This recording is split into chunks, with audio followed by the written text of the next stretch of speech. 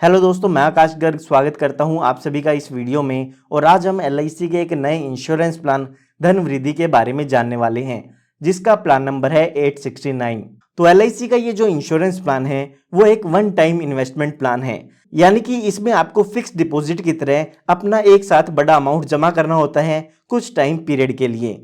अगर आप अपना एक साथ पैसा जमा करना चाहते हैं तो आप इस इंश्योरेंस प्लान को ले सकते हैं। इस प्लान की खास बात यह है कि इसमें आपको गारंटीड एडिशन मिलता है, यानी कि इसमें जो भी आपको बेनिफिट दिए जाएगी वो एलआईसी की तरफ से गारंटीड होगी। अगर हम बात करें एलआईसी के प्लान 917 की, जो कि है सिंगल प्रीमियम प्लान, तो उसमें भी आपको एक साथ पैसा जमा करना होता है, लेकिन उसमें आपको गारंटीड एडिशन का बेनिफिट नहीं मिलता है। उसमें आपकी पॉलिसी में हर साल बोनस ऐड किया जाता है। लेकिन एलआईसी की धन वृद्धि एक ऐसी पॉलिसी है जिसमें आपको गारंटीड एडिशन का बेनिफिट मिलने वाला है। उसके बाद यहाँ पर इस प्लान में आपको सेविंग्स का तो बेनिफिट मिलेगा ही मिलेगा, साथ में इसमें आपको इंश्योरेंस कवर भी मिलता है। और अगर आप यहाँ पर कम इंश्योरेंस कवर लेना चाहे तो कम इंश्योरेंस कवर ले सकते हैं, और आप ज़्यादा इंश्योरेंस कवर लेना चाहें तो ज़्यादा इंश्योरेंस कवर भी ले सकते हैं। यहाँ पर आपको इंश्योरेंस कवर चूज करने के लिए दो ऑप्शन दिए जाते हैं। दोनों ही ऑप्शन में से आप कोई एक ऑप्शन चूज कर सकते हैं। अगर हम पहले ऑप्शन की बात करें तो उसमें आप जो भी प्रीमियम पे करते हैं उसका 1.2 टाइम्स इंश्योरेंस कवर ले सकते हैं। और अगर हम ऑप्शन 2 की बात करें तो उसमें आप जो भी टेबुलर प्रीमियम पे करते हैं उसका 10 गुना इंश्योरेंस कवर ले सकते हैं।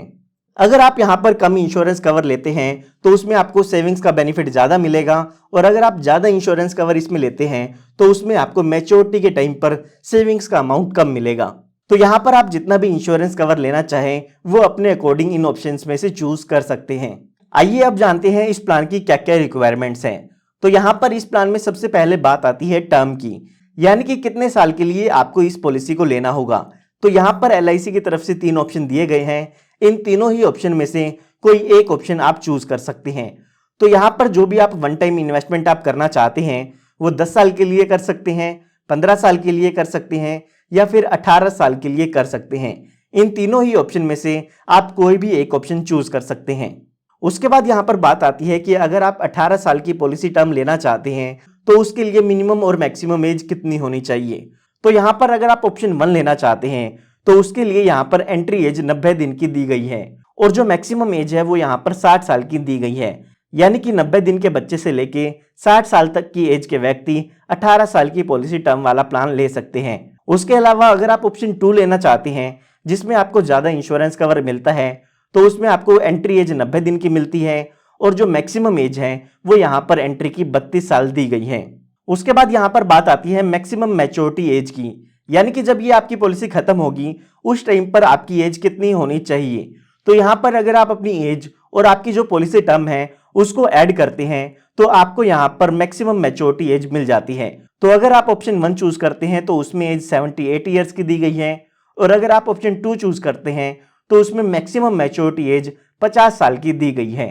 तो यहाँ पर मैं आपको बताना चाहूंगा कि आप जो पॉलिसी टर्म लेना चाहते हैं उसी के अकॉर्डिंग आपको एंट्री एज और एग्जिट एज चेक करनी है, ताकि आपको यहाँ पर कोई भी कंफ्यूजन ना हो।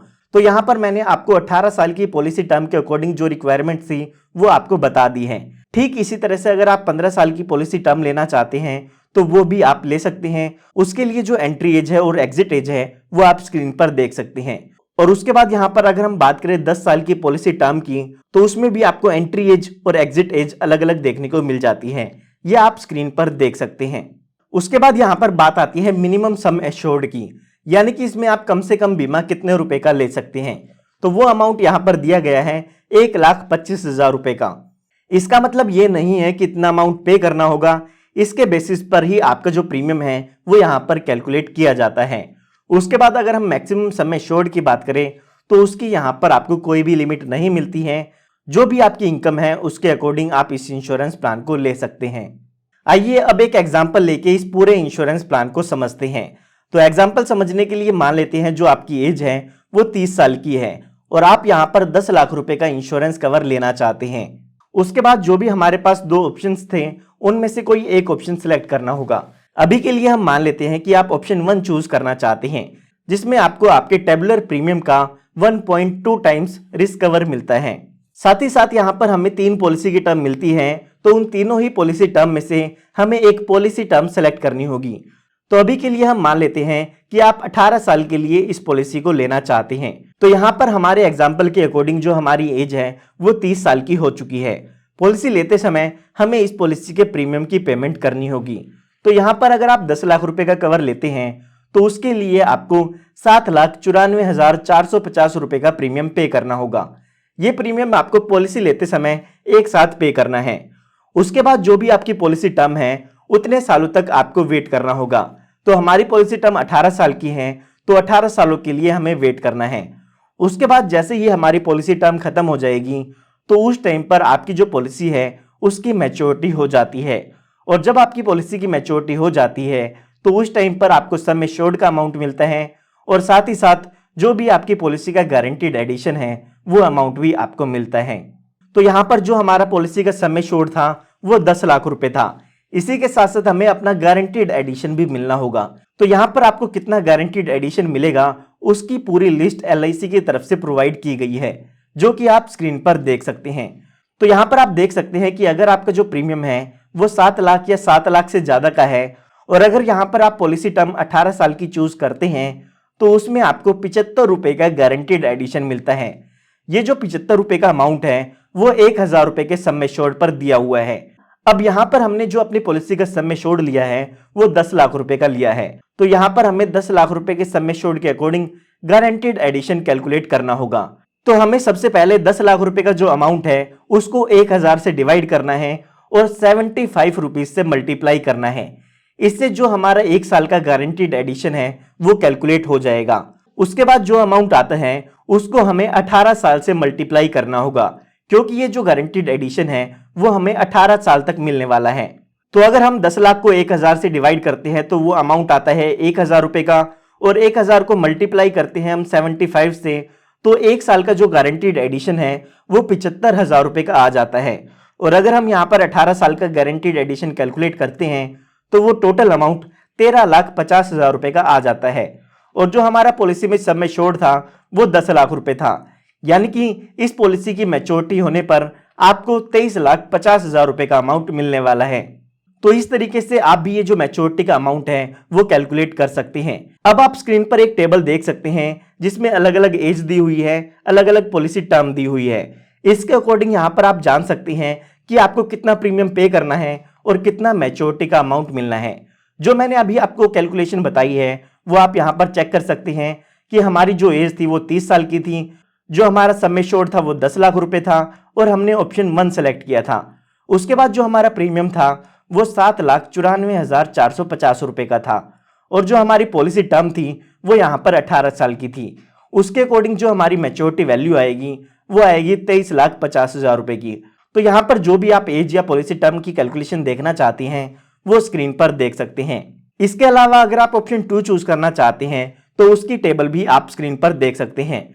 उसमें मैंने आपको बताया था कि आपको मैच्योरिटी का जो अमाउंट है वो कम मिलता है, क्योंकि उसमें आपका जो इंश्योरेंस कवर है वो बढ़ जाता है।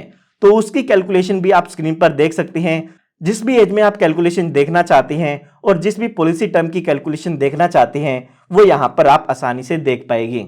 ये हमने बात तब की है जब पॉलिसी होल्डर के साथ पॉलिसी टर्म के दौरान कोई भी दुर्घटना नहीं होती है। आइए अब बात करते हैं कि अगर पॉलिसी टर्म के साथ कोई दुर्घटना हो जाती है तो उस केस में पॉलिसी होल्डर के नॉमिनी को क्या क्या डेथ बेनिफिट्स मिलते हैं। तो यहाँ पर पॉलिसी टर्म के दौरान अगर पॉलिसी होल्डर की डेथ हो जाती है तो आपके नॉमिनी को सम एश्योर्ड ऑन डेथ दिया जाता है। अगर आपने यहाँ पर ऑप्शन 1 चूज किया है तो जो भी आपका टेबुलर प्रीमियम है उसका 1.2 टाइम्स आपको इंश्योरेंस कवर मिलता है या आपके नॉमिनी को अमाउंट मिलता है। तो यहाँ पर जो हमारा एग्जाम्पल था उसके अकॉर्डिंग जो हमारा टेबुलर प्रीमियम था वो था 7,94,450 रुपए। तो अगर हम इसको 1.25 से मल्टीप्लाई करते हैं तो हमारा ये इंश्योरेंस कवर का अमाउंट आ जाता है। तो यहाँ पर आप इसकी कैलकुलेशन करते हैं तो 9,93,000 रुपए का अमाउंट ये आ जाता है, जो कि पॉलिसी होल्डर की डेथ होने के बाद नॉमिनी को मिलता है। और अगर आपने ऑप्शन 2 चूज किया है तो जो भी आपका टेबुलर प्रीमियम है उसका 10 गुना आपको इंश्योरेंस कवर मिलता है, जो कि आपकी नॉमिनी को प्रोवाइड किया जाएगा। तो जो भी आपने ऑप्शन चूज किया है और जो भी आपका टेबुलर प्रीमियम है उसी के अकॉर्डिंग ये डेथ बेनिफिट कैलकुलेट किया जाता है और आपके नॉमिनी को ये अमाउंट प्रोवाइड कर दिया जाता है। इसी के साथ साथ आपको यहाँ पर गारंटीड एडिशन भी मिलता है। जितने साल भी आपकी पॉलिसी चलती है उतने साल का गारंटीड एडिशन आपके नॉमिनी को दिया जाता है। तो ये बात भी आपको डेथ बेनिफिट कैलकुलेट करते समय जरूर याद रखनी है। इस वीडियो में आगे बढ़ने से पहले मैं आपको बताना चाहूंगा कि अगर आप भी मेरी तरह white board animation video create करना चाहते हैं तो मैंने आप सभी के लिए एक कंप्लीट कोर्स बना दिया है, जिसमें मैंने आपको सिखाया है कि इस तरीके की वीडियो आप कैसे क्रिएट कर सकते हैं। उस कोर्स का लिंक आपको इस वीडियो के डिस्क्रिप्शन बॉक्स में मिल जाएगा, वहां से आप उसकी पूरी डिटेल चेक कर सकते हैं। तो एग्जाम्पल समझने के बाद यहाँ पर बात आती है कि इसमें आप कौन कौन से राइडर ले सकते हैं। राइडर का मतलब है कि इसमें आप कुछ एडिशनल बेनिफिट ले सकते हैं, जिसके लिए आपको कुछ एडिशनल प्रीमियम पे करना होगा। तो यहाँ पर आप अपनी पॉलिसी में accidental death and disability benefit rider add करा सकते हैं। इसी के साथ साथ आप इसमें न्यू टर्म एश्योरेंस राइडर भी ऐड करा सकते हैं, जिसके लिए आपको कुछ एक्स्ट्रा प्रीमियम पे करना होगा। तो उसके बाद यहाँ पर बात आती है सरेंडर वैल्यू की। तो अगर आप पॉलिसी लेने के बाद पॉलिसी को सरेंडर कराना चाहते हैं तो कभी भी अपनी पॉलिसी को सरेंडर करा सकते हैं। उस केस में जो भी गारंटीड सरेंडर वैल्यू होगी या फिर जो भी स्पेशल सरेंडर वैल्यू होगी, उन दोनों में से ही जो अमाउंट ज्यादा आएगा वो अमाउंट आपको एज अ सरेंडर वैल्यू मिल जाता है। उसके बाद यहाँ पर अगर हम लोन की बात करें तो इसमें आपको लोन का बेनिफिट भी मिल जाता है। पॉलिसी लेने के 3 महीने बाद आपको इसमें लोन की सुविधा मिल जाती है। अब आपको इसमें कितना लोन मिलेगा उसकी टेबल आप स्क्रीन पर देख सकते हैं। इस परसेंटेज के अकॉर्डिंग आपको इसमें लोन मिल जाता है। यहाँ पर जो भी लोन होता है उसका इंटरेस्ट रेट आपको यहाँ पर पे भी करना होता है। तो मैं उम्मीद करता हूँ आपको ये वीडियो काफी पसंद आई होगी। अगर आपको ये वीडियो पसंद आई है तो इस वीडियो को लाइक जरूर कीजिएगा। साथ ही साथ अगर आप एक LIC एजेंट है तो ज्यादा से ज्यादा लोगों के साथ ये पॉलिसी शेयर करें, ताकि आपको ज्यादा से ज्यादा कस्टमर मिल सकें।